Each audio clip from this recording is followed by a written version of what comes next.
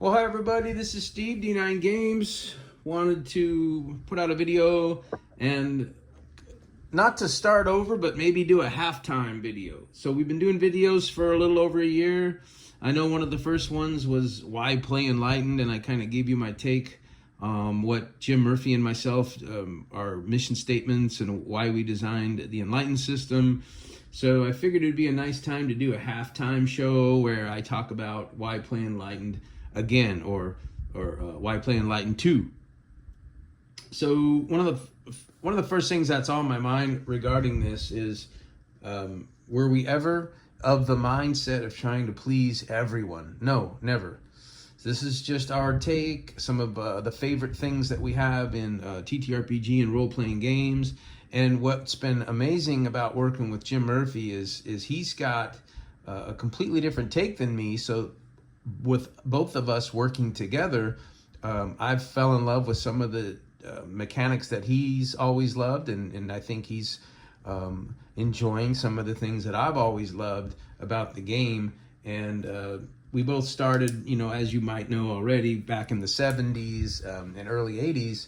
And I mean, I'm probably preaching to the choir when I say this game is awesome because you never know what's going to happen.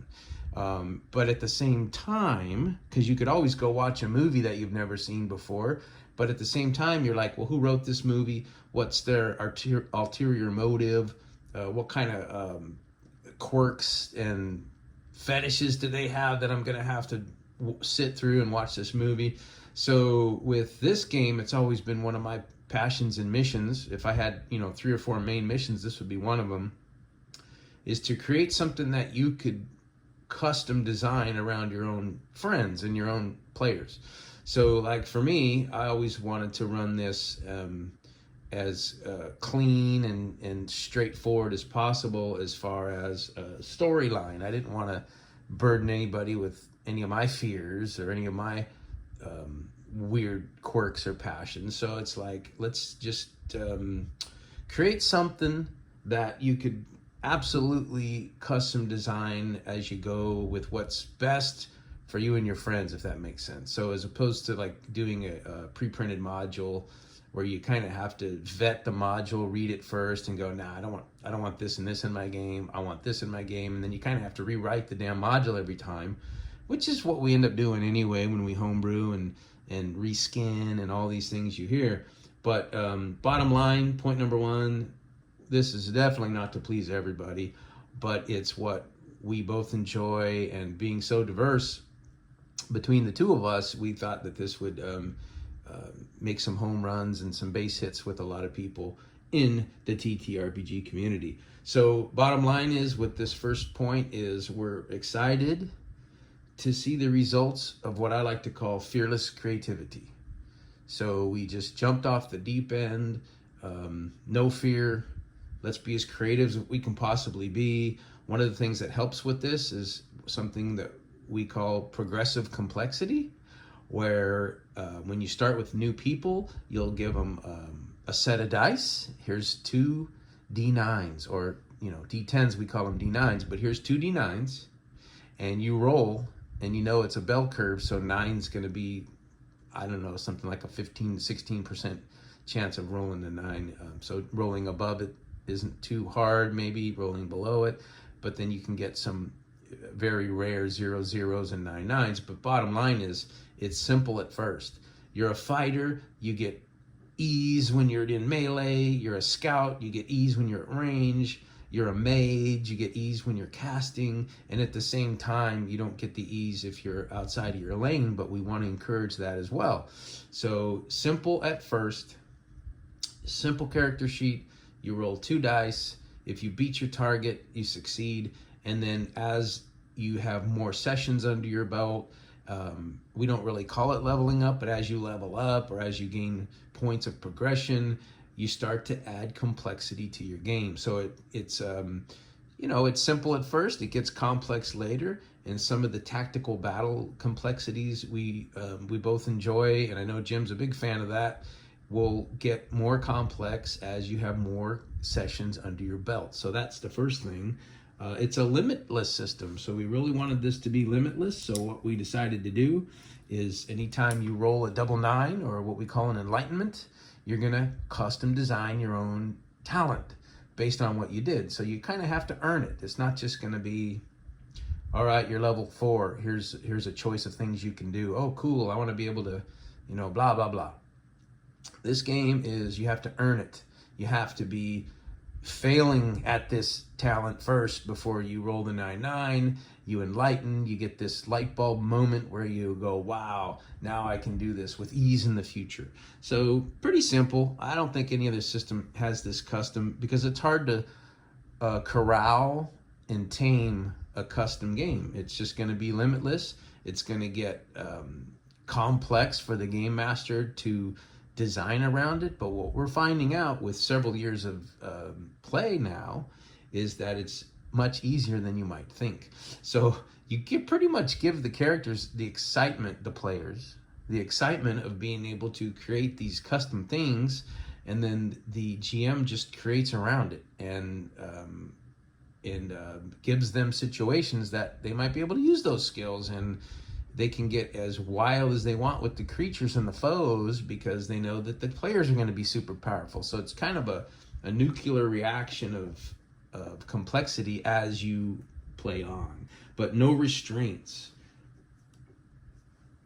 And we wanted to unleash everybody's creativity. So that the reason for this unlimited, endless creativity, the number one reason, the mission, is so you can have unique memories of the game that you've played, that situations that only you've come across. And again, I'm not against modules. I think they're great for sparking creativity and giving ideas. They're amazing. They're good tools. But when you're designing encounters and campaigns and talents and characters the way we do in the Enlightened system, you're really coming up with something that's never been done before. So again, like going to a movie you've never seen. Wow, I've never seen that before. Now you get all these experiences, but this is driven by the players and the game master, which we've talked about before and I can get to later, but this is just a complete custom design. As your players come up with little thoughts and hints. I know the Stranger Things series is ramping up right now with their 5th season, and I went back and watched some of the first 4 seasons so I can go watch the fresh, get a fresh take on watching the new stuff. But one thing I noticed while they're playing the game is you can see one of the players make a comment, and then the game master bounced off of that, trampolined off of that comment, like, oh, in fact, it is the Demogorgon, or whatever the case may be. So you can see, even back in the 80s, back in the day, that was the whole mission statement, I think, of the game, is not that it was all GM designed and world, and he's the all-knowing eye and the god of the game. I think it got that way, but long story short, too late, is it's player and game master driven. One of the other things, one of our mission statements was to make the GMs feel like they were a player as well. And so one of the things we've adopted from another game system, and I don't even know which game system it is, and then there's probably a few, but it's I think they call it player-facing roles, where my players are going to roll to act and then roll to react, as opposed to my game master just rolling for all 10 enemies or all 20 enemies, attack, attack, attack, attack, attack. So that frees up tons of time and opens the creative floodgates for our game masters to run the game better, is to have, I'm not a fan of a GM screen, but if you like to run a GM screen, that's perfectly fine. There's some cool ones out there, and I think some people love to do it, and it's awesome. I just don't like to do that. I want everybody to feel like they're playing the game together. And I feel like if you knock that screen down, you don't have to hide any roles. You can kind of let them metagame a little more, which kind of keeps things, in my personal opinion, a little more realistic and fun. So anyway, that's just a side tangent. But the bottom line is, you really want the game master to feel like a player too, and to have enough time equity. So when my game master is up in my game, Enlightened, they're going to do what's called a monster mambo, and they're going to shuffle some foes around and set some expectations and maybe some intention in their mind, and then go around the horn again. And then the players are back up. I've heard many more times in the Enlightened system than other games, I'm up again? It's my turn again? Oh, wow. And then they're rolling dice and they're up and they're acting and reacting, and it's just, it's cool. So I don't mean to toot my own horn. I just wanted to make this video kind of, like I said, a halftime report or a checkpoint where it's been a year plus. Let's revisit why we're doing this in the first place. So one of the other cool things is when we unlock new talents through enlightenments, and that they're earned. So like I mentioned before, I'm probably just summarizing this again, but you can be excited about how you want to create a character, and you really want this scout to be able to have a called shot so he can hit specific points with his bow and arrow on the foes and different things, and maybe he wants to shoot a window out at the 3rd story of a building or something. You have to do it and then finally enlighten it in order to earn that talent. So this is a complete earning of what your character does from experience. Points of progression, we call it. So some of the new mechanics I feel like we have from other systems, I know systems use advantage and disadvantage, and we call it ease and difficulty. It's not new by any stretch of the imagination, but it's kind of nice to have multiple degrees of that. So you might roll four D9s and take the best 2, or roll 5 D9s and take the worst 2, and that can really give you some diversity in the different levels of success and failure with the multiple degrees of ease and difficulty. Also with the injury system, you can have different levels of injury, which can get amplified by your healer. So all of a sudden you get hit for 10 points of damage, you lose 10 health points, and then your healer comes in and in battle tries to heal you, but he's not focused, or maybe he makes a mistake, or you're not jiving with the priest. Maybe the priest and fighter are fighting. Maybe they're having like a little battle, verbally with each other in the downtime. So now this roll becomes not always just a full heal.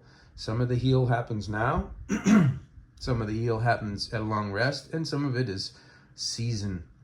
You have to go into an off season to get those health back. So different degrees and levels. Maybe it's a broken bone, or maybe it's just a cut. So those are different degrees of injury, which is kind of cool. And at the same time, it's not super complex. It's just a matter of how good is your healer, what tier of healing do they have, and then that's going to affect your player. And again, like I said, the GM's a player too. We want them to be able, the bottom line with that is you want anybody to be able to game master. So you've game mastered 4 or 5 sessions, you want to be on the player side, or you want to take an NPC and play them as a character, then you say, hey, who wants to run next? And instead of everybody going like rock, paper, scissors, or maybe drawing straws, they'll be excited to run because it's not very difficult to run. You just have to monster mambo, and then you have to have some type of creativity, which the players are coming up with anyway. So it's that's probably one of my main mission statements that we haven't quite completely fulfilled yet, but it's something, like we said earlier, of diving off the deep end for this fearless creativity, where we want to be able to have anybody feel like they can run a game as a game master.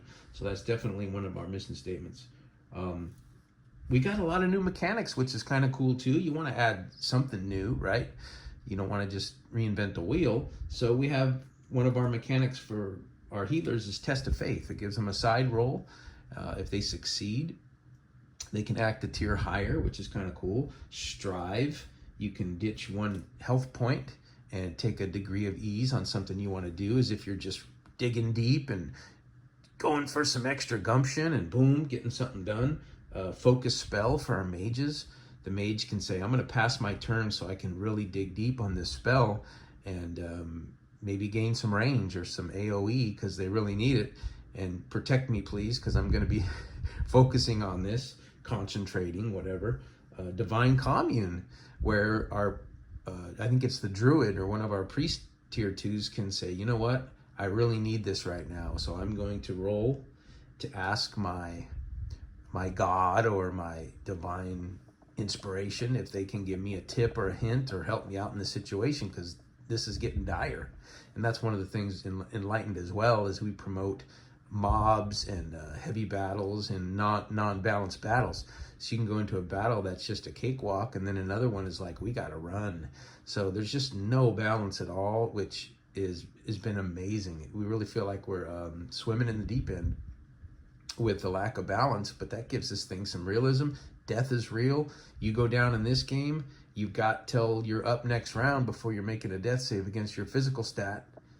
You miss, you're dead. You make it, you're still dying. So like it's serious. A lot of death, dying, and unconscious is pretty hardcore in this game.